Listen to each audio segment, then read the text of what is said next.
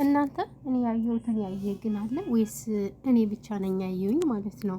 በነገራችን ላይ ፉፉ ማለት ነው ፉፉ ታውቁታላችሁ ብዬ ተስፋ አደርጋለሁ። ከፍቅር ጋር የሚሰራውን ማለት ነው ከፍቅር ጋር ይሄ ሙስሊሙን ልጅ እና እንግዲህ እነሱ እምነታቸው ሁለት እንደሆን ሁላችንም እናውቃለን። እሷ ኦርቶዶክስ ናት፣ እሱ ደግሞ ሙስሊም ነውና ለረጅም ጊዜ ያው አብረው እንደሰሩ ሁላችንም የምናውቀው ታሪክ ነው ማለት ነው። እና ቲክቶክ ላይ ይገባላችኋል ማለት ቲክቶክ ጥቅልቅ ጥቅልቅ ብሏል።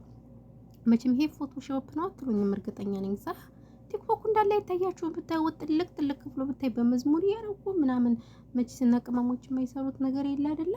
ከዛ ይታይም ብታዩት ይሄው እዚህ ጋር ምጭ እየዘመረች ባበደ መዝሙር ነው ማለት ነው።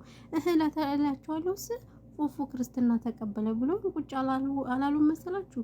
በነገራችን ላይ ክርስትና መቀበሉ እንዳለ ሆኖ ብዙን ጊዜ አምናችሁበት ነው ሳታምኑበት ነው። እውነት ለመናገር አሁን ለምሳሌ ሱመያ ብናይ ሱመያ አሁን ከሱመያ ብዙ መማር ትችላላችሁ። እውነት ለመናገር እኔ በጣም ነው እንትን ያለኝ ማለት እምነቱን መቀየር አለመቀየሩ ሳይሆን ሰው የፈለገውንና ደስ ያለውን ማምለክ ይችላል። ነገር ግን ምን አለ መሰላችሁ አምነንበት መሆን አለበት። ውድ ቤተሰቦች ብዙን ጊዜ ሳናምንበት ስለሚሆን በጣም ከባድ ነው።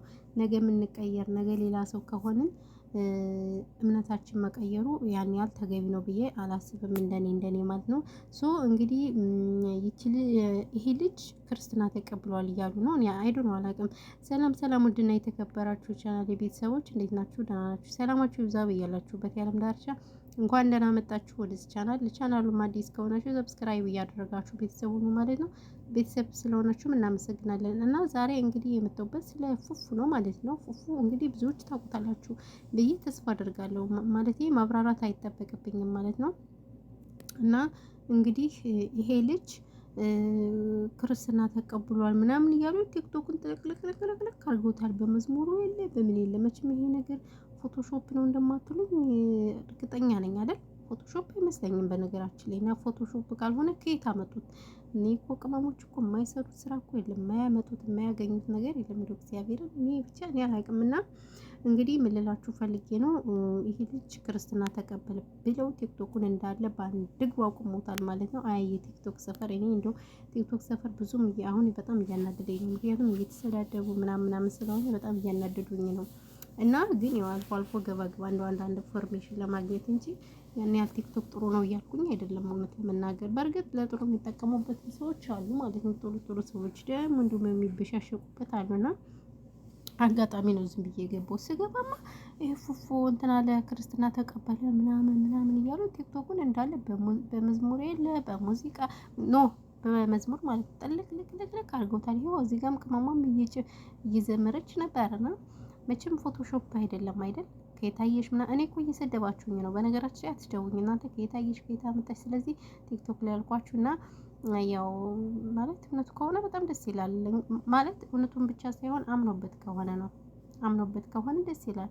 ግን ብዙውን ጊዜ ሳናምንበት ስለሚሆን በጣም ከባድ ነው ማለት ነው። አብዛኛውን ጊዜ አሁን እያመንበት አይደለም። ለምሳሌ አሁን እቺ ሱመያን እንደ ምሳሌ ማለት እኛ ይሄ ልጅ ክርስትና ተቀብሎ አብረው ቢሆኑ በጣም ደስ ይላል። በጣም ደስ የሚሉ ጥንዶች ናቸው። ምክንያቱም ሁለት ሃይማኖት ሆኖ የኛ ሰው በጣም ብዙ ሀሳብ አስተያየት ይሰጣል በነገራችን ላይ። ስለዚህ ሁለት ሃይማኖት ከሚሆኑ ወደ አንዱ መቀየሩ ያው ደስ ይላል እና ሆኖም ሳለ ግን ይሄ ልጅ ነገ ከፍቅር ጋር ሲጣላ ወደ ሃይማኖቴ መለሳለሁ የሚል ከሆነ ካላመነበት በጣም ከባድ ነው። ለምሳሌ ማለት ነው ሱመያን ብንይ ሱመያ እንደምታውቁት ታውቃላችሁ ከአሁን በፊት ክርስቲያን ነበረች አይደል? ግን ለሰይድ ብላ እንደሰለመች ሁላችንም እናውቃለን። የመላይ እንግዲህ እኔ እንደውም በቅርብ ነው የማውቃት።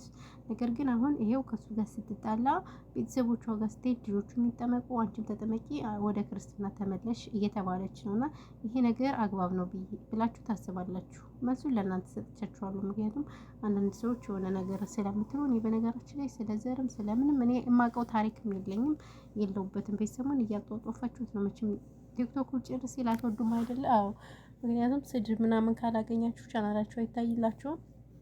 ስለዚህ በዛ የተነሳ እያጧጧፋችሁት ነው ማለት ነው። ነገር ግን እና እንግዲህ ያው ካመነበት ፉፉ በጣም ደስ ይላል። እንደኔ ካመንከበት ደስ ይላል። አብራችሁ ነው በጣም ደስ የምትሉ ጥንዶች ናችሁ። እንግዲህ ያው ፍቅርዬም እንግዲህ አብርሽ አይሆንሽም የኔ እናት። አብርሽ ለምን በፊትም እንትን ስላልሽው ስለዚህ አብርሽ ያው የሩታ ነው። ዱባይ ላይ እንገናኝ ዱባይ ላይ ብሏል። በ30 ማርች 30 ማለት ነው። ስለዚህ አማራጭሽ ፍቅርዬ ከፉፉና ፉፉዬ ብቻ ነው። ሌላ ምንም አማራጭ የለሽ ማለት ነው።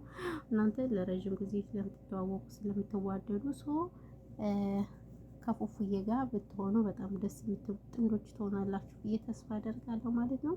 እንግዲህ ያው በዩቲዩብ ቻናል ግን አልተለቀቀማ ጋይስ። በዩቲዩብ ቻናል የተለቀቀ አይመስለኝም። እስኪ እናየዋለን። በዩቲዩብ ቻናል ከተለቀቀ እናየዋለን ማለት ነው።